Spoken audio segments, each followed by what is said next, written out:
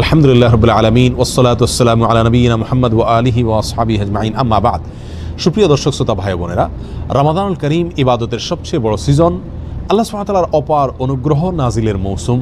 এটা আমাদের সমাজের সর্বস্তরের মুসলমানরা কম বেশি জানেন এবং সেজন্য রমজান উপলক্ষে আমাদের দৈনন্দিন জীবনে পরিবর্তন আসে। আমলের একটা পরিবেশ, ইবাদতের একটা কসরত সমাজে কম বেশ লক্ষ্য করা যায়। রমজানের পরে ইবাদতের সবচেয়ে বড় সিজন, সবচেয়ে গুরুত্বপূর্ণ মৌসুম হলো জিলহজের প্রথম 10টি দিন। কিন্তু এই 10টি দিন যে অত্যন্ত গুরুত্বপূর্ণ সে সম্পর্কে আমাদের সমাজের জানাশোনা নেই বললেই চলে। এই জন্য জিলহজের প্রথম 10টি দিন আর অন্য সাধারণ যে কোনো দিনের মধ্যে তেমন কোনো পরিবর্তন আমাদের মুসলমানদের জীবনে লক্ষ্য করা যায় না। আমাদের দৈনন্দিন জীবনে কোনো পরিবর্তন দেখা যায় না। আমল এবং ইবাদতের কোনো পরিবেশ, কোনো কসরত সমাজে পরিলক্ষিত হয় না। প্রিয় বন্ধুগণ, কোরআনে কারিমে 30 নম্বর পারা সূরাতুল ফজরের শুরুর দিকে আল্লাহ সুবহানাহু ওয়া তাআলা এই 10 দিনের শপথ করেছেন। আল্লাহ সুবহানাহু ওয়া তাআলা বলেন, ওয়াল ফজরি ওয়া লায়ালিন আশর ওয়াশ-শাফঈ ওয়াল ওয়াতর, অর্থাৎ সকালের ফজরের শপথ এবং 10টি রাতের শপথ এবং সেই 10 রাতের মধ্য থেকে জোড় এবং বেজোড় উভয় শ্রেণীর রাতের শপথ। এই আয়াতগুলোর তাফসীর প্রসঙ্গে মুফাসসিরিন ইকরাম লেখেন যে এখানে যে 10টি রাতের শপথ আল্লাহ সুবহানাহু ওয়া তাআলা করেছেন, জোড় বেজোড় রাতগুলোর শপথ আল্লাহ সুবহানাহু ওয়া তাআলা করেছেন, সেই রাতগুলো হলো জিলহজের প্রথম 10টি রাত। প্রিয় বন্ধুগণ, এই আয়াতগুলোতে আল্লাহ সুবহানাহু ওয়া তাআলা জিলহজের প্রথম 10 রাতের শপথ করাটা প্রমাণ করে যে জিলহজের প্রথম 10টি রাত আল্লাহ সুবহানাহু ওয়া তাআলার কাছে অত্যন্ত গুরুত্বপূর্ণ, তাৎপর্যপূর্ণ, অত্যন্ত ফজিলতপূর্ণ। সহিহ বুখারীর এক হাদিসে নবী সাল্লাল্লাহু আলাইহি ওয়াসাল্লাম ইরশাদ করেছেন, মা মিন আইয়ামিন আল আমালুস সালিহু ফীহিন্না আহাব ইলাল্লাহ মিন হাযিহিল আইয়াম। জিলহজের প্রথম 10 দিন নেকামল করলে, ইবাদতবন্দি করলে আল্লাহ সুবহানাহু ওয়া তাআলা যত বেশি খুশি হন, বছরের অন্য কোনো দিন সমূহে ইবাদতবন্দি করলে আল্লাহ সুবহানাহু ওয়া তাআলা এত বেশি খুশি হন না। অর্থাৎ এই 10 দিনের ইবাদত আল্লাহ সুবহানাহু ওয়া তাআলার কাছে যত বেশি পছন্দনীয়, যত বেশি আল্লাহ সুবহানাহু ওয়া তাআলার কাছে ভালো লাগে, অন্য কোনো সময়ের ইবাদত, অন্য কোনো দিনের ইবাদত আল্লাহ সুবহানাহু ওয়া তাআলার কাছে এত বেশি পছন্দনীয় নয়, আল্লাহ সুবহানাহু ওয়া তাআলার কাছে এত বেশি প্রিয় নয়। সম্মানিত বন্ধুগণ, এই হাদিস বর্ণনা করার পরে সাহাবায়ে কেরামের কেউ কেউ প্রশ্ন তুলেছিলেন, ইয়া রাসূলুল্লাহ ওয়ালাল জিহাদু ফি সাবিলিল্লাহ, আল্লাহর রাস্তায় জিহাদও কি এই দিনসমূহে ইবাদতের চাইতে উত্তম নয়? নবী সাল্লাল্লাহু আলাইহি ওয়াসাল্লাম বলেছেন, ওয়ালাল জিহাদু ফি সাবিলিল্লাহ, অন্য সময়ে আল্লাহর রাস্তায় জিহাদ করাও এই আমলের চাইতে উত্তম নয়। অর্থাৎ এই দিনগুলো নেকামল আল্লাহ সুবহানাহু ওয়া তাআলার কাছে অন্য সময় জিহাদ করার চাইতেও উত্তম। তবে হ্যাঁ, এক ব্যক্তি যিনি আল্লাহর রাহে জিহাদে বের হয়ে গেছেন নিজের জান এবং মাল নিয়ে এবং উভয়টি আল্লাহর রাস্তায় কোরবান করে তার এসেছেন, তার কথা ভিন্ন, স্বতন্ত্র। তার মর্যাদা এই জিলহজের প্রথম দশকে ইবাদতকারীর চাইতে বেশি, সেটা ভিন্ন কথা।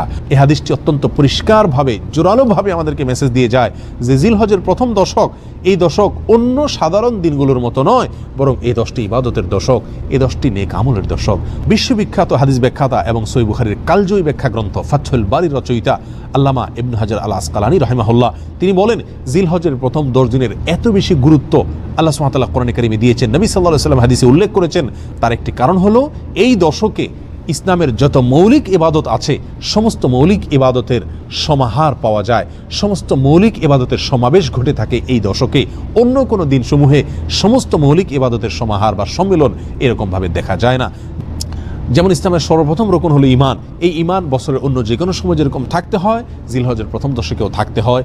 5 ওয়াক্ত সালাত অন্য সময় যেরকম আদায় করতে হয়, এই দশকে সেটা আছে, বলবৎ আছে। জাকাত বছরের অন্য যে কোনো সময় দেওয়া যায় এবং এই দশকেও দেওয়া যায়। এবং ইসলামের রোকন সিয়ামেরও নজির এই দশকে রয়েছে, কারণ আরাফার দিনে সিয়ামের নির্দেশ নবী সাল্লাল্লাহু আলাইহি ওয়াসাল্লাম করেছেন। এবং ইসলামের 5 নম্বর রকম হজ, সেটা তো কেবল এই দশকেই পালন করা সম্ভব, অন্য কোনো সময় মানুষ চাইলেও পালন করা সম্ভব নয়। আর কোরবানি, সেটাও এই দশকেই রয়েছে। সময়ত বন্ধুগণ, তাহলে বোঝা গেল ইসলামের 5টি রকমের প্রত্যেকটি আমলের সমাহার, প্রত্যেকটি আমলের দৃষ্টান্ত এবং নজির এই দশকে রয়েছে। অতিরিক্ত হিসাবে কোরবানি সহ আরও অনেক নেক আমল রয়েছে। এই জন্য মুসনাদ আহমদ এবং বাজ্জারের এক হাদিসে নবী সাল্লাল্লাহু আলাইহি ওয়াসাল্লাম এই দশককে বছরের শ্রেষ্ঠ দিনসমূহ বলে আখ্যায়িত করেছেন। আফজালু আইয়ামিদ দুনিয়া বলেছেন, বছরের সবচাইতে সেরা এবং শ্রেষ্ঠ দিন বলেছেন। মাস হিসাবে যেরকম রমজান সবচাইতে শ্রেষ্ঠ এবং সেরা, তার পরবর্তীতেই খুচরা দিনসমূহের মধ্য থেকে এই 10 দিন হলো সবচাইতে সেরা, মর্যাদাপূর্ণ এবং ফজিলতপূর্ণ দিন। এই 10 দিনের কর্মসূচি এবং করণীয়গুলো কি? কোরআন এবং হাদিসের আলোকে এই 10 দিনের বেশ কিছু কর্মসূচি আমরা পাই। তার ভিতরে প্রথম কর্মসূচি হলো আল্লাহর জিকির করা। আল্লাহর জিকির করা সূরা হাজর 28 নম্বর আয়াতে যেদিকে আল্লাহ সুবহানাহু ওয়া তাআলা ইঙ্গিত করেছেন, এই 10 দিনে বেশি বেশি আল্লাহর স্মরণ করা, জিকির করা, কোরআন এবং সুন্নাহ বর্ণিত বৈধ জিকিরগুলোকে সহি পদ্ধতিতে বেশি বেশি করব এই 10 দিনে। দ্বিতীয় কর্মসূচি হলো বেশি বেশি নেক আমল করব। রুটিন যে নেক আমলগুলো আছে সেগুলো অন্য দিনের চাইতে এই 10 দিনে বেশি করার চেষ্টা করব। 5 ওয়াক্ত সালাত অন্য দিনসমূহে যতটা গুরুত্ব দিয়ে আমি আদায় করি, এই 10 দিনে তার চাইতে বেশি গুরুত্ব দিয়ে আদায় করতে হবে। এবং এভাবে যত নেকামল আছে, কোরআন তেলাওয়াত বলেন, দ্বীনি ইলম শিক্ষা করা বলেন, সমস্ত নেকামলগুলো অন্য দিনসমূহের চাইতে এই দিনে বেশি গুরুত্বের সাথে আদায় করার চেষ্টা করতে হবে। কারণ সহিহ বুখারী যে হাদিস আমরা পেশ করেছি, সেই হাদিসে নবী সাল্লাল্লাহু আলাইহি ওয়াসাল্লাম সুস্পষ্টভাবে জানিয়ে দিয়েছেন এই 10 দিনে নেক আমল আল্লাহ সুবহানাহু ওয়া তাআলার কাছে অত্যন্ত প্রিয়, সবচাইতে প্রিয়। বিধায় কোরআন সুন্নাহ বর্ণিত সাধারণ নেক আমলগুলো এই 10 দিনে বেশি বেশি করার চেষ্টা চালিয়ে যেতে হবে। 3 নম্বর কর্মসূচি হলো এই 10 দিনে গুনাহসমূহ থেকে বেঁচে থাকার আপ্রাণ চেষ্টা করতে হবে।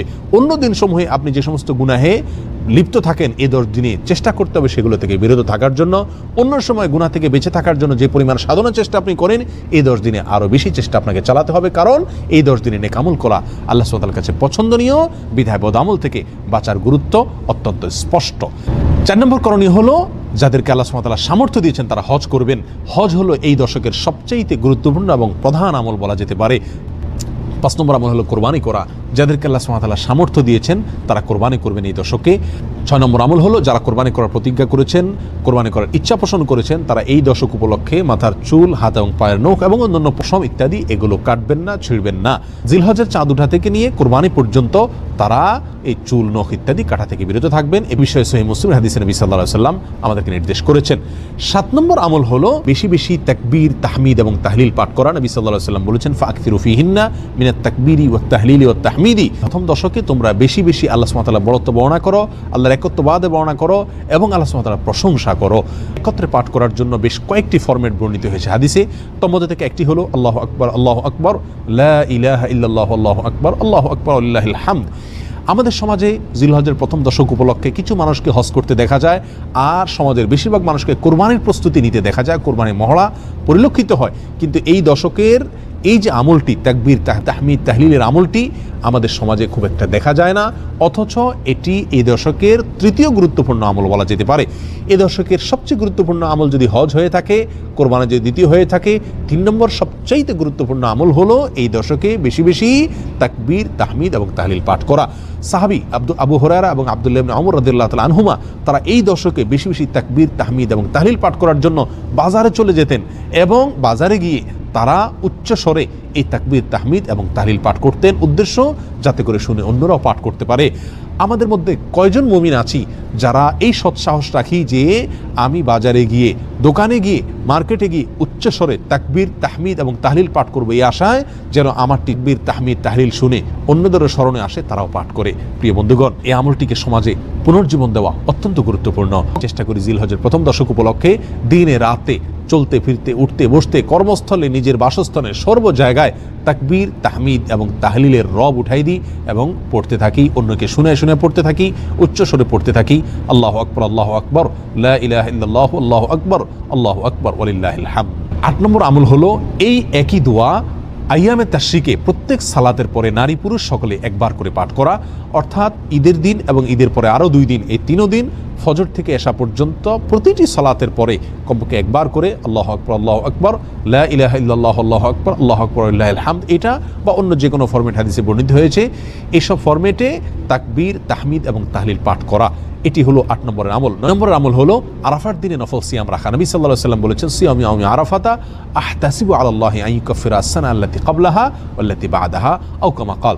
অর্থাৎ আরাফার দিনের সিয়াম কেউ যদি রাখেন তো আল্লাহর প্রতি আমার ধারণা হলো যে তার পূর্বের, পেছনের 1 বছরের গুনাহ আল্লাহ সুবহানাহু ওয়া তাআলা মাফ করে দিবেন এবং সামনের অগ্রিম 1 বছরের গুনাহ আল্লাহ সুবহানাহু ওয়া তাআলা মাফ করে দিবেন। যদি সামনের 1 বছর কারোর বাঁচার তৌফিক না হয় তো আল্লাহ সুবহানাহু ওয়া তাআলা তাকে হয়তো 1 বছরের নেক আমল তার আমলনামায় দিয়ে দিবেন। অনেকেই বলেছেন জিলহজের 1 থেকে 9 তারিখ পর্যন্ত প্রত্যেকটা দিনই নফল সিয়াম রাখার গুরুত্ব রয়েছে। যাদের সামর্থ্য আছে প্রত্যেকটা দিন রাখি, আর যদি সামর্থ্য না থাকে কমপক্ষে আরাফার দিনে, যেদিন হাজী সাহেবরা আরাফাতের ময়দানে অবস্থান করেন সেই দিনে আমরা এই চেষ্টা করি। আল্লাহ সুবহানাহু ওয়া তাআলা সকলকে তৌফিক দান করেন। 10 নম্বর আমল হলো ঈদুল আজহার সালাত আদায় করা এবং ঈদ উপরান্ত সমস্ত সুন্নাহগুলো পালন করা। জিলহজের প্রথম দশকের 10টি কর্মসূচি আবারও আমি এক নজরে বলে দিচ্ছি।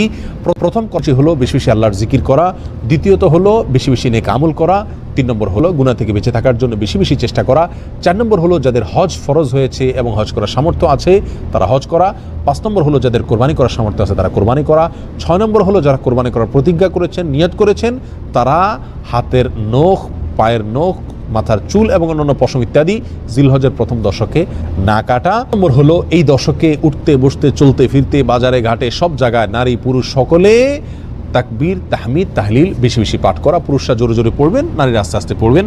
আল্লাহু আকবার, আল্লাহু আকবার, লা ইলাহা ইল্লাল্লাহু, আল্লাহু আকবার, আল্লাহু আকবার, লিল্লাহিল হামদ। 8 নম্বর আমল হলো এই একই তাকবীর তাহমিদ তাহলিল আইয়ামে তাশরিকে প্রত্যেক ফরজ নামাজের পরে একবার করে পাঠ করা। আর 9 নম্বর আমল হলো আরাফার দিনে নফল সিয়াম রাখা এবং সম্ভব হলে 1 থেকে 9 তারিখ পর্যন্ত প্রত্যেকটা দিন নফল সিয়াম রাখা।